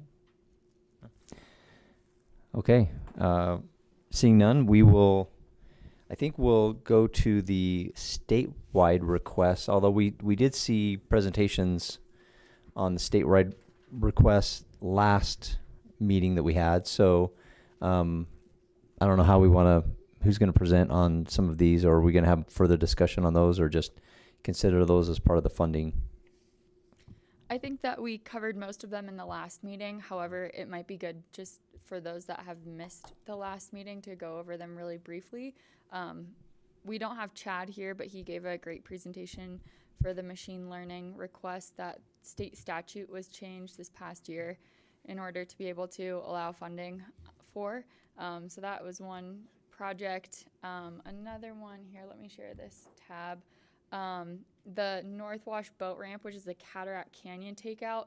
This project is unique because it is as a division, we are making it a priority and kind of stepping and flexing into our the opportunity to kind of lead as project managers to a very, very sorely needed access issue that's been a thorn to the guiding and outfitting and the private user group community for over 2 decades. So the division sees it as a big priority. And then here's some other photos of the takeout here. And I'm going really quickly here too, because I know we have a lot of time for discussion and deliberation at the end. The other is American Fork Canyon. Chase, I don't know if you want to say anything, or if we covered it last time, up to you. Yeah, I'll do a summarized version of AF Canyon, and Brett Stewart mentioned most of it, but here's some pictures of the slough off there, and I believe we're actually on our 4th season of this, especially heading into winter. Our winter grooming program does utilize this. We've had to adjust and partner with Utah County Search and Rescue to groom in less than ideal circumstances with a tow behind groomer. It'd be a lot more efficient to groom with a snowcat, especially with most of the snowmobile traffic coming from the Utah County side. So it would both help out with the summer recreation, accessing Mineral Basin, Forest Lake, and a lot of the other single track OHV, OHM trail systems up there. And a lot of hikers and bikers also go up to the top at Poline Pass. So just reiterating how important this access is for both sides, both Wasatch County as well as Utah County, at a very large population base in Utah. And just to be clear, this one is also on the Wasatch front list. Yeah. So it's not in addition to, that's just one request. Yeah. It's the same dollar amount. That is correct. Yeah. This is just kind of a recommendation on behalf of the division and the communities that we represent. Okay. Go ahead. And continue. Then the difference with North Wash and Cataract Canyon is that that's where we would step into more of a project management type of role in working with Glen Canyon National Recreation Area. And then the final division-specific request is for a recreation participation and trends study. And I don't know, Jason, if you want to speak on that.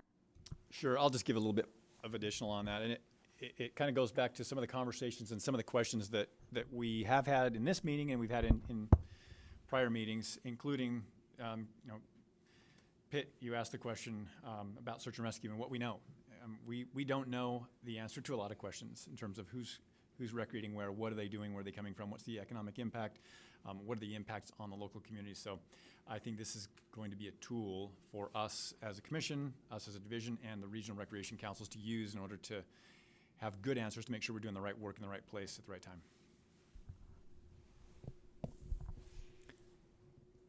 All right, so does that cover the statewide recommendations as well? Okay. So now we'll go to the fun part of our meeting.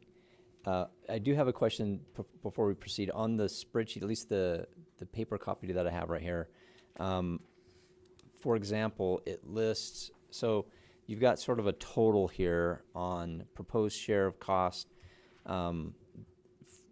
that comes out to a total cost of $20.8 million. But I'm wondering if, so like I'm looking at the DOR priority projects that includes the 500,018 on the Forest Road 85, and then also wondering if if the amount from the UAC machine learning project was included in that total, because those numbers don't add up if I add statewide to the DOR priority. Can I propose an alternative? Sure. This is everything funded. Okay. Right here. Yeah, because I think, yeah, as we were kind of putting this stuff together, I was just like, okay, I'm just going to put this together. So this is if everything on this was funded, and this includes, there's that $2 million that I had left off from the Southwest region for the, which project was that? The sand. I get that. Yeah, the connection from Sand Mountain Sand Hollow. to Sand Hollow. This is what this would look like. Okay, so that this list that we're looking at on the screen includes that as well. It includes UAC. It includes the Forest Service Road only once. You know. Okay. And then as well as good. DOR participation study. Okay, so here's how I propose that we proceed through this in an orderly fashion. What I would like to do is sort of have a base motion that we approve this list as presented, and then people can make motions to amend that to remove, add, modify amounts on that list, and we can discuss each of those motions individually. Commissioner Gruey. What's our budget? Our budget is about $22 million. What's our goal of money we want to get on the ground without? Yeah, we're right about 22 million. Okay. Yeah.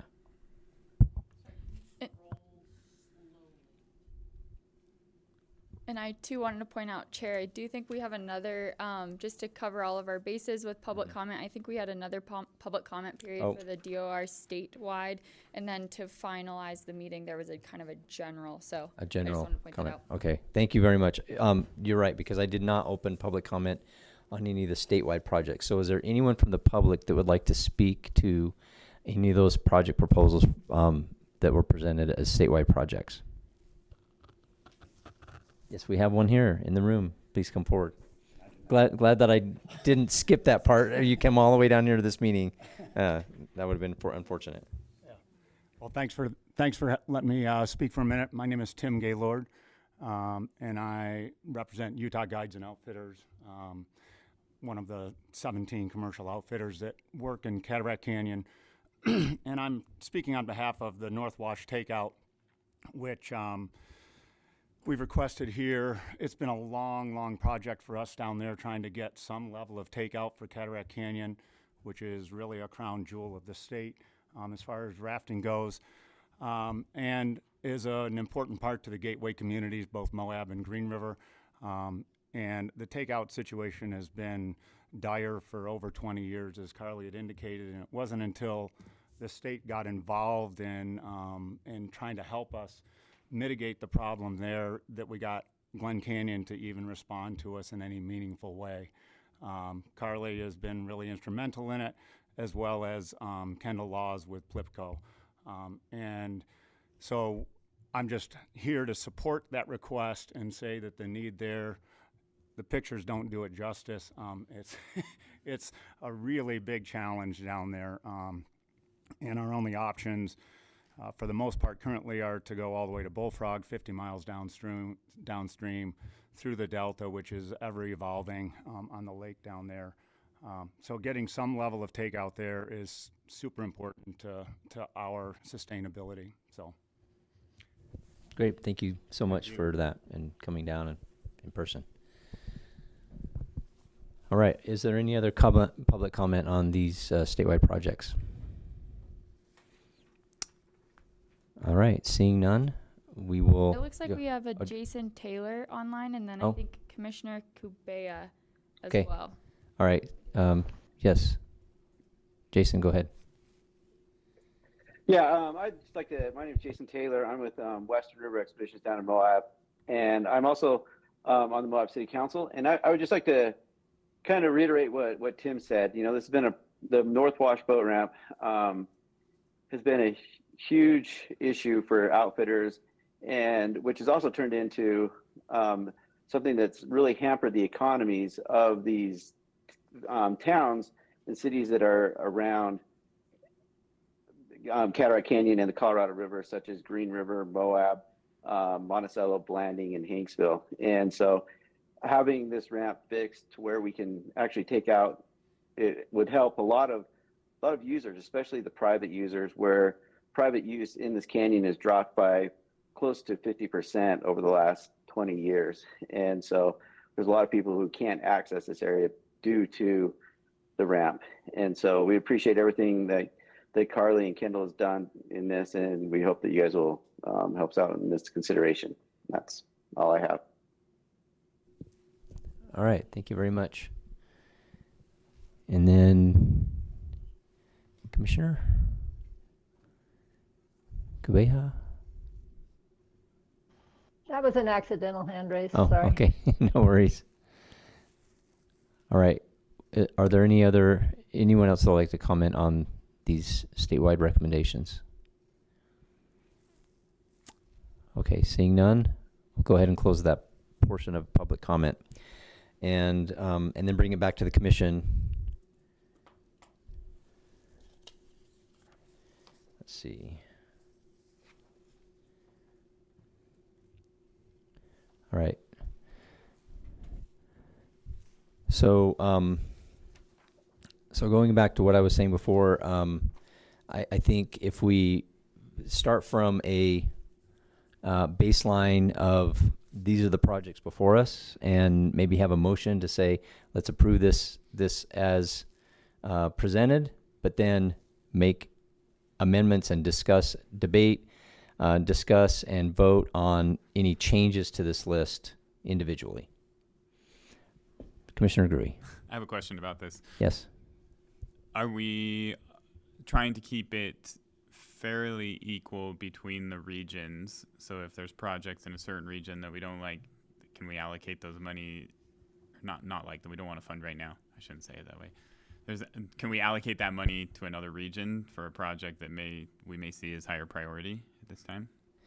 You're welcome to make that motion. If, for example, you want to make a motion to say, I want to take this project off the list and allocate the money that would have gone to that project to another project, that's perfectly fine.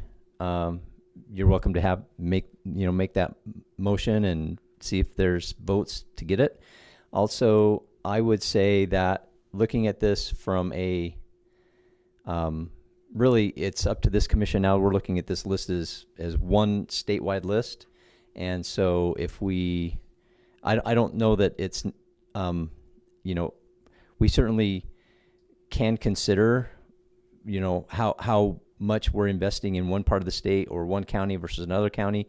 That's one of the criteria, but it's certainly not mandatory. It's up to this commission on the overall benefit to recreation in the state, how we want to allocate these funds. Okay. Open to discussion and suggestions here. Would it be easier to vote region by region as opposed to the whole list? I'm just trying to think like how we can keep this straight. And I'm again, I'm not trying to push anything. Anybody open or commissioners open to ideas here, just to make sure we don't tie ourselves up in confusion.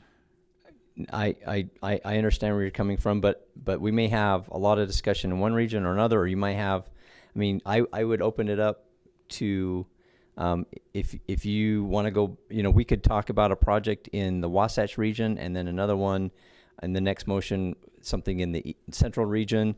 And just if individual commission members, you have something that you want to bring up for discussion or something that you have, maybe you've got a question on and you want to make a motion, please go up, feel free to do that. But I don't want to go region by region.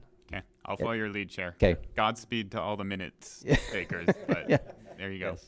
And Director. Just, I want to make sure everybody understands the amount of work that these regional recreation councils have put in. I think it's important that we recognize that work and not get too far into the weeds, second guessing their work. Unless there's new information that has come out since they met, I would defer to their judgment. Well, thank you, Jason. And Pitt, just to maybe give a bit more context, pull the curtain back a little bit. We did somewhat direct all of our ranking councils to kind of consider, roughly $4 million, with full understanding that the ultimate authority comes to here, and you all will make the decisions that you think are best. So, but you'll notice a lot of these rankings do come in with roughly $4 million, say for the Southwest, for prioritized funding. And so, a lot of those ones that are prioritized with zero, it's because they kind of hit that $4 million cap. More or less. So just to give you an idea into the process. Okay. So with the presumption that this is the list, this is the recommended list, and that we move forward to fund this list, are there any, I'll entertain any motions to make modifications to this list.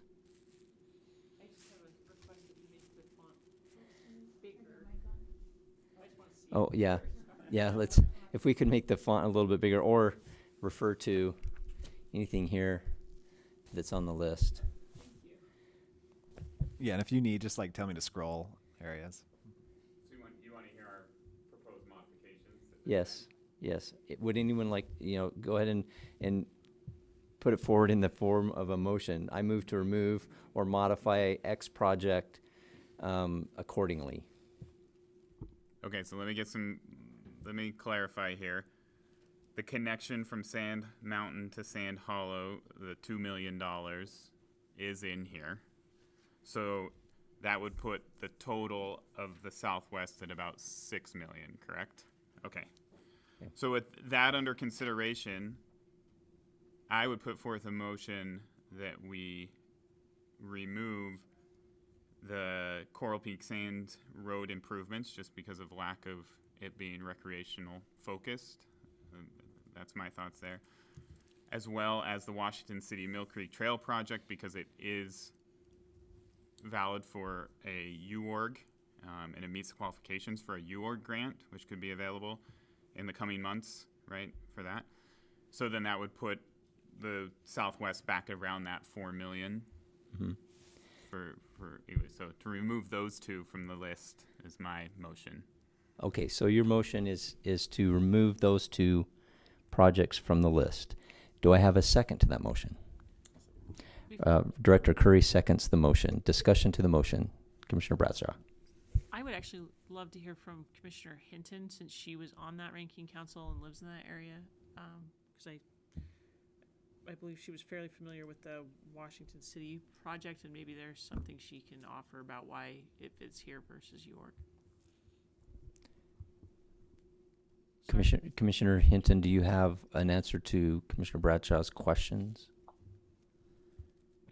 I think that I don't understand the complexities of who should be funding the road at the Coral Pink Sand Dunes, as well as Commissioner Cabella does. We discussed that at length. I remember that we talked about trying to make sure we had funding that went to all of the counties in our region, at least those that had submitted requests. But I think and I'm not sure the commissioner's name who raises those questions. I think he raises some good questions about who should be funding that road. And sorry, go ahead. The other question I had was about the Washington City Mill Creek Trail project, having it in this pool of funding versus Wiberg, and any other feedback from your ranking commission on that project. And that's one I can actually answer. Just as staff member, it's my responsibility to vet these. And, we have been operating with the Wiberg as a 750,000 maximum ask. And, technically we still have not offered it at $1 million. So when this one did come in, I think we're still navigating that one and have just kept going forward. Maybe it's one of those things, but I could have certainly pulled it once we did realize that we were going to bump the Wiberg up to 1 million. So I'll take that. Yeah, that opens in January. Yeah, we'll be at 1 million for that.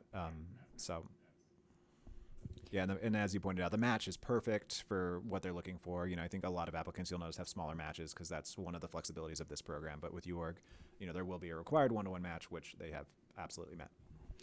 And it's, I think, good to point out that in the sales tax earmark that funds this program also increased the Wiberg grant funding, as well as a significant amount going to state parks, which would help the coral pink as well. So some other things to keep in mind. Any other discussion on the motion to remove these two projects from the list? I have a comment. Sure. Go ahead, Commissioner Brandon. Yeah, this is great. Just a thought on the road improvement. I'm very sympathetic to that issue. We have several counties who have asked about funding for recreation and tourism mitigation, including damage to roads, landfill usage, search and rescue operations. And this portion of funding is not something that we've kind of been steered towards addressing with this fund. We are talking about it with some proposed legislation on TRT that potentially could address these concerns. But I do worry a little bit that if we start getting into the road improvements, even though I think it's a legitimate we would open it up to a lot of requests for that type of funding. Thank you. I think that's a very good comment, that we want to be very careful about setting precedent with how we fund some of these projects. All right. Any other comments from the commission on this motion?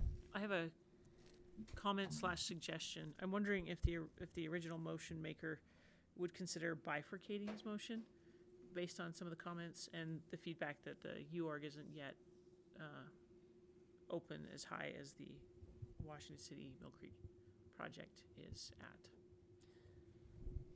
Well, it is now. It is now. It is now. Yeah. It is. Yeah. But I'm happy to take separate votes and consider those as two separate motions if we like. I don't have any problem with that. All right. So if there are no other comments, I'll take a vote on the first one. All in favor of removing Coral Pink Sand road improvements from the list, please say aye. Aye. Aye. Aye. Any opposed? Okay, that motion passes. Second motion to remove the Washington City Mill Creek Trail project from the list. All in favor of that, please say aye. Aye. Aye. Any opposed? I'm going to say no. All right, with one no vote from Commissioner Bradshaw. All right, I rule that motion passes. All right. Any additional motions from the commissioners? Yes. Can I ask a question of Jason West to clarify a point regarding the Salt Lake County FLAP grant gap funding? You bet. Jason, you mentioned that, because just for response, the request was 1.6 million, and you mentioned there was a 50% match available from FHWA. Does that imply that there's really 800,000, only half of 1.6 is needed? Or is that still, or am I confusing that need? Sorry about that. Yeah, let me clarify that. So the gap to fill was 3.2, I believe. So that's why we're asking for the 1.6. Thank you. Yep. Do you want to follow that up with a motion, or you just had a question? The 300 seemed. I need to think about that because Okay. I thought it was a $300,000 additional ask rather than still the full $1 million. Okay. I'll make a motion that we remove the Mill Creek Canyon Shuttle Program feasibility study. I will And we have a second from Commissioner Bradshaw on that. Any discussion on that motion? All right, all in favor of that motion to remove that project, please say aye. Aye. Aye. Aye. Any opposed? Okay, I'm rule that motion passes. Any additional motions on modifications to this, Commissioner or Director Curry? Yeah, in the southwest, on Kent's Lake, the proposed share is down here from the council as 1.1 million. As I look at their proposal, they've got two options. One of them is a option 1 preferred of the full 2.1 million, and then they've got an option 2 that funds the site furnishing upgrades and improving accessibility, and not including the campground road and drainage improvements. That's 1.29 million, and I would move that we adjust the figure from 1.1 million to 1.294815 as reflected in their request. 1.2. 1,294,815. Okay, which is an increase by about almost $200,000. A little more, yeah, between 200,000 and 300,000. 230,000. Okay, all right. Do we have a section to that motion? I'll second it. Okay, Commissioner Gruy seconds that motion. Any discussion to that motion? All right, seeing none, I'll take a voice vote. All in favor of increasing that amount as stated by Director Curry, please say aye. Aye. Aye. Aye. Any opposed? Aye. Okay, that motion passes. Yes, I'd like Commissioner to make Hartley. a motion on the eastern region.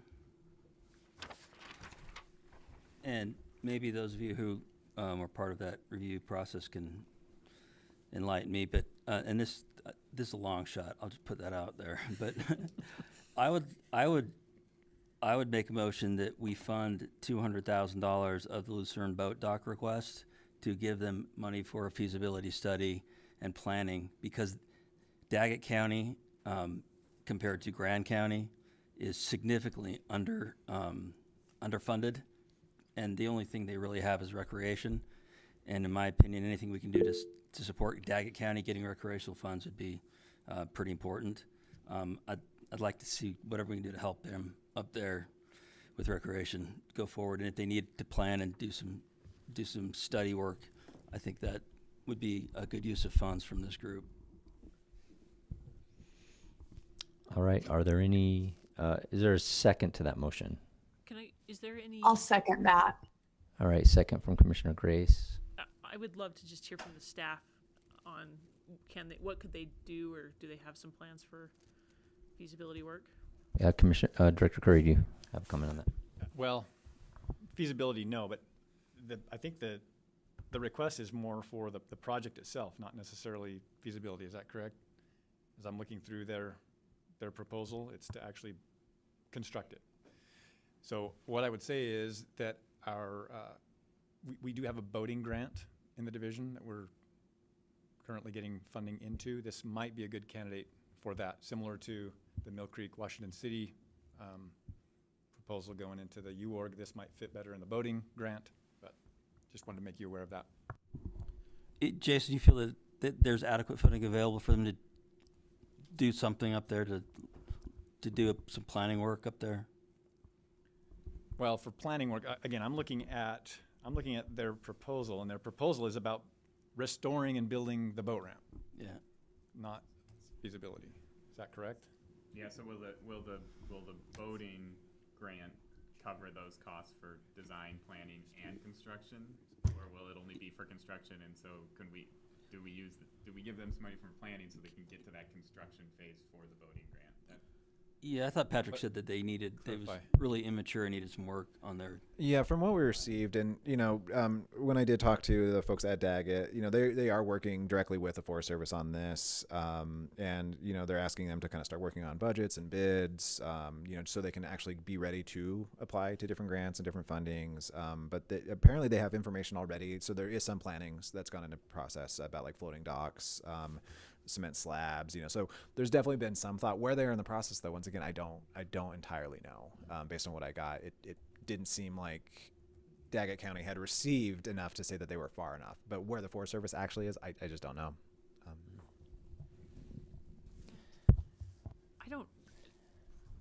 I don't object to the idea, and I agree that Daggett County is a small county, and sometimes getting over that planning, design, engineering phase is such a hard thing. So I'm happy to support the motion as long as that's they can really put it to use. If they can't put it to use, I'd rather maybe shift it somewhere else. But yeah, my thoughts. Yeah, and I recognize that that's not what they requested. I'm just thinking of if they're asking for it for their boat ramp, they recognize the need, and it seems like they have a lot of work to do. If we could facilitate them getting that work done so they can come back and make a bigger request next year, that's what I'm trying to accomplish. Yeah. Yes. Yeah, I just don't have a sense for if they are prepared to take that on or not, just from the county's perspective. Just asking for some clarification. So is this the end of ORI voting? In other words, if you were to get more information, could it be voted on next time?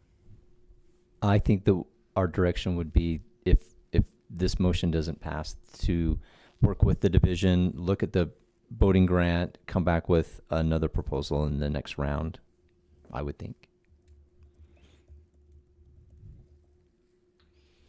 All right, if there's no further discussion, I'll take a voice vote on this. All in favor of the motion for $200,000 for the Lucerne Boat Dock, please say aye. Aye. Aye. Any opposed? Aye. Aye. I'm going to rule that motion failed. So, any further motions? Yeah. Mr. Chair, if you want me to take a voice? Okay. Yep, you read my mind. All right, we'll take a roll call vote on that. Is there somebody that wants to do the roll call vote? Read through the list.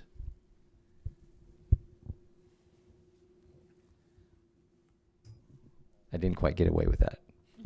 I can start with a roll call with the folks that are our commissioners that are online. Yeah. Commissioner Grace. Yes. Commissioner Hinton. Yes. Commissioner Taylor. Yes. I believe that's all online. All right, can you read out the ones on the room? All right, we'll start with Commissioner Hartley. Yes. Commissioner Gruey. Nay. Commissioner Van Jura. No. Commissioner Stenquist. No. Chair Stenquist. No. Commissioner Curry. No. All right, Commissioner Bradshaw. yes. And that concludes our roll All right. call. Who was okay, you were keeping track. 5 to 4 in favor. Okay, so it does pass. So, Whew. all right, passes 5 to 4. Call 'em out. All right. Okay, are there any further motions that anyone would like to make? I'm sorry to keep asking this, Patrick. Can you scroll to the very bottom of the list?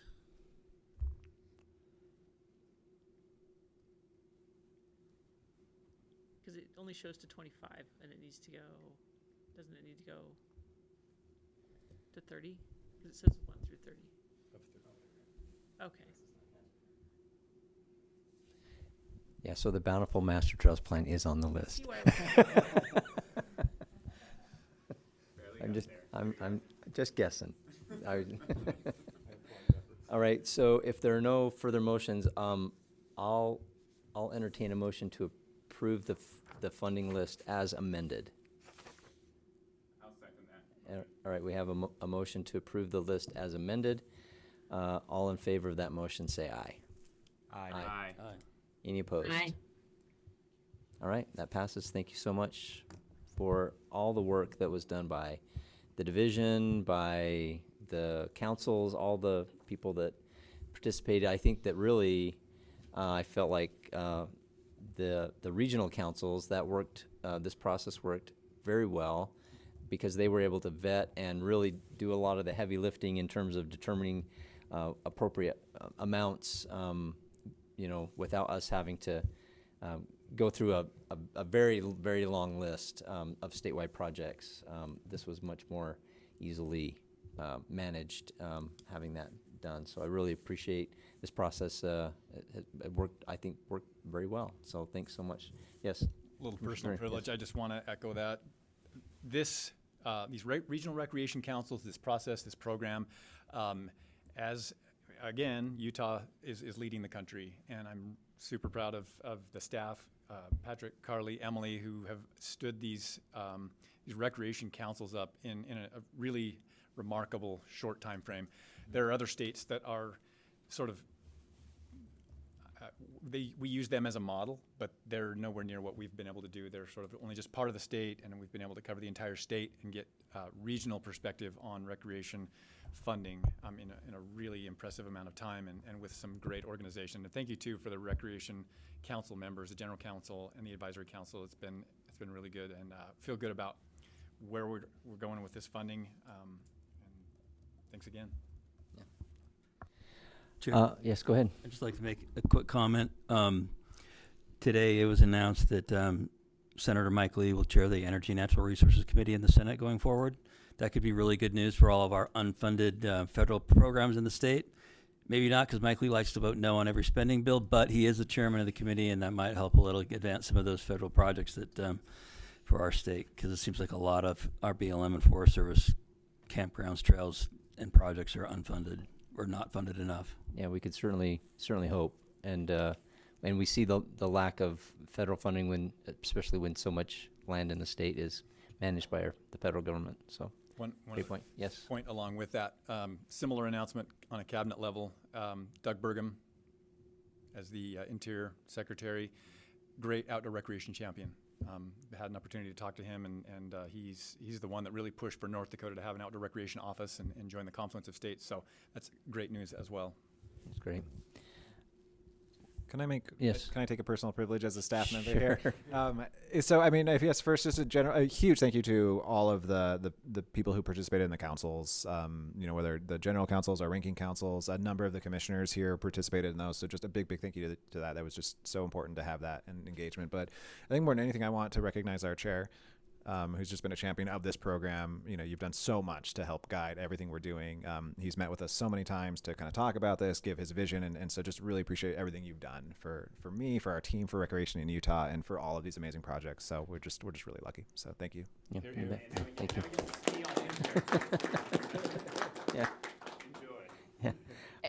Can I piggyback on what Patrick just said, just to say that this program is so incredible because of the legacy and impact that future generations will have with our recreation assets. Like thinking about some of the campground overhauls that wouldn't see these types of improvements without this state investment. So yeah, thank you all to everyone who's participated, and for your vision too, Chair, for making all of this come to life. So I hope you are proud. It's been a privilege, honestly. We have one more item. This is general public comment before we can close out the meeting. So any additional public comments from the public? We see any? Brett, yes. So you said you'd pick on me after the meeting? Oh, yes, please, yeah. I just wanted to remind you, go ahead and start picking on me. But anyway, my question about search and rescue. Yeah, come up here and to the mic.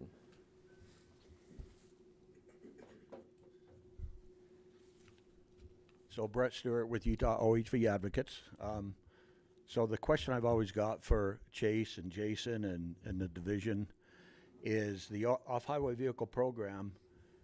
We ran some legislation years ago, and it's created a pretty good pocket of money into a restricted account. So we're always looking for a way to help search and rescue. I've never had to reach out to them, but I'm a huge supporter of it because I've got a lot of friends that are. They have to use their own money out of pocket to purchase the products that they need to go out and save lives and protect people. They have to use their own equipment, their own fuel, their own machines. And we've been able to, through the OHV program, fund side-by-sides, motorcycles, whatever it takes, but it's not quite enough. I gave some numbers to Jason that came from Sheriff Curtis that's part of the Search and Rescue Division, and I think there's a shortfall of like $600,000 or $700,000 per year to reimburse some of these things that are needed. So the OHVs do it. All licensed off-highway vehicles, we donate 50 cents per registration. There's about 250,000 licensed OHVs in Utah, so that helps. I actually ran some legislation a couple of years ago that on your registration card, you can donate $3 to Search and Rescue /EMS, and that's for all vehicles, not just off-highway vehicles. So we're trying to create little pockets of money to help fund them. There was a bill ran several years ago for EMS, so Darren Bushman and myself come up with an idea of maybe offering insurance for somebody that's been there for a year to give them incentive because they can't get volunteers anymore. So with that, I thought this would be the perfect committee where everybody funds it from the public, like a general fund, to help support the search and rescue. So with that, pick on me. All right, thank you very much for that comment. We certainly know that it's a big issue that needs to be addressed. Yeah. I'll echo that comment a little bit. I had a conversation with Sheriff Curtis last week. He told me, and you'll find this interesting, Chair Stanquist, he told me that most of his search and rescue efforts that are done in his county are done for mountain bikers from the Wasatch Front, and they spend a significant of their time and resources on EMS transport and search and rescue efforts for those of us who live along the Wasatch Front, and it's disproportionately hard for those counties because they don't have the tax base to fund those things. So that's something that does deserve consideration by us and by other entities of the state. Yeah, agree. All right, thank you. Appreciate you. Yep, thanks. Appreciate the whole committee here. This is Thanks. a great program. I think we have Jessica Kirby online who raised her hand for comment. Yes, Jessica, go ahead and give your comments. Yeah, just real quick, just wanted to echo what Carly said as far as leaving a legacy for the state of Utah and to thank the commission for this opportunity. I'm Jessica Kirby. I'm the Summit County Lands and Natural Resources Director. There are few opportunities to find actual acquisition funding for properties like this. So I just want to commend you all for giving this opportunity to us, and thank you for supporting the work that you just did in Summit County. Thank you very much. Appreciate that. And are there any more comments online? No? All right. Well, with that, I'll take before I take one final motion to adjourn. I don't know if I'm going to be back, but we'll see. But it's been a pleasure to serve, definitely. Then I'll make a motion to adjourn and thank Representative Stenquist for all the great work. Anybody second that motion? All right. I'll thank second. You. All right. All in favor of that motion? Aye. All right. We're adjourned. Thanks. Aye.